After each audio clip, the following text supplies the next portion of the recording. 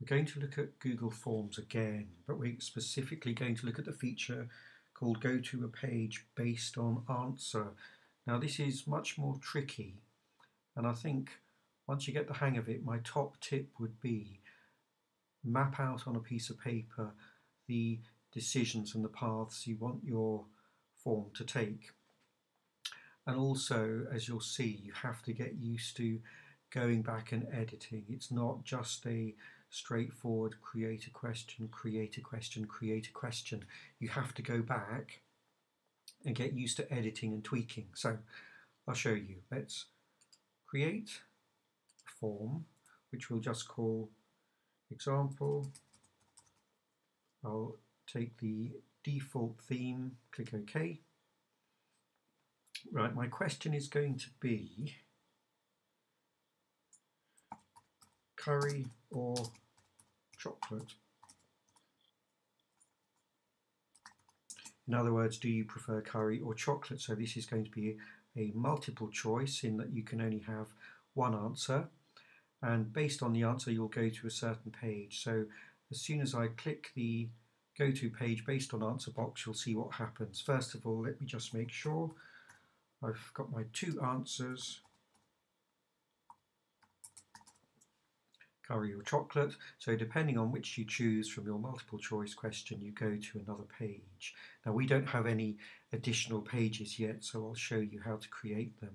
So go to page based on, and the options will be at the moment go to a page 1, well we're already there, or continue to next page, that doesn't make sense, or submit form. So let's click on done, although we're actually not. We're going to insert a page break. You can do this one of two ways. You're probably used to using the insert menu, or you can add an item and click here. So page break, let's create our pages. We'll call this curry. And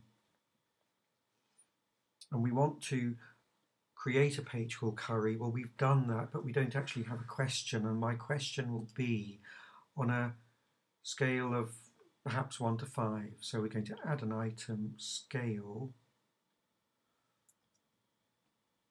Perhaps we'll say,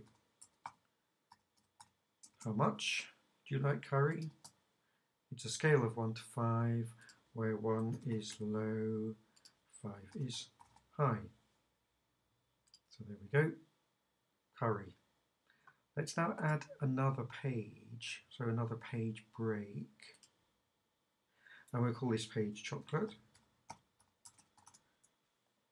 Within this page we're going to add our question, which again I'm going to make a sliding scale. So we're going to add an item, click the little arrow, scale. Again we'll say the actual question is, how much do you like chocolate? We won't bother with help text. It's a scale 1 to 5, again where 1 is low and 5 is high. And also probably what I should have done is perhaps make these required questions. Click on done. Right, so now we've actually got 3 pages, and you can see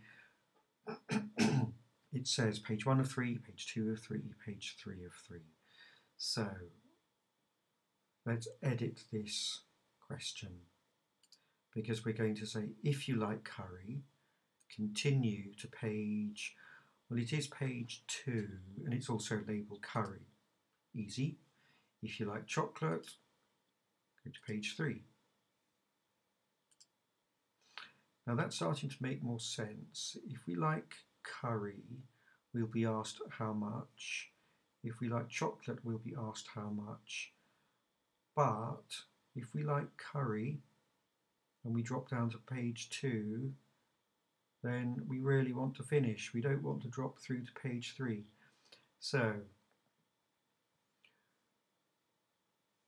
after page 2, what we want to do is we want to submit the form. And actually that's going to be the same for page 3, but it will just drop through anyway. after page 1, well, it'll depend on what we have chosen. So I think we can leave that one blank. So we've got 3 pages. Do we like curry or chocolate? If we like curry, we go to page 2, curry, and then we'll drop through to submit. If we like chocolate, we'll go to page 3 and we'll drop through to submit. Let's take a look, view live form. So if we like curry, we'll click on curry, we'll continue, and then we'll wait for the page to load. How much do we like curry? We love it. And then we can drop through to submit. That makes sense.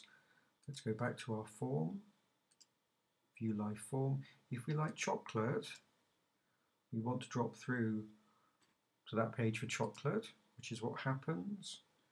Our scale of 1 to 5, and then again we can submit. So our form and our responses. So as you can see, it does need a bit of thought. You have to think it through. What am I trying to achieve? Map it out on a piece of paper and then play around with it and be prepared to go back and edit your form and just check the logic and the flow. So once you've got to know how to use this, you'll find it really powerful. There you go, Google Forms, where you go to a page based on an answer.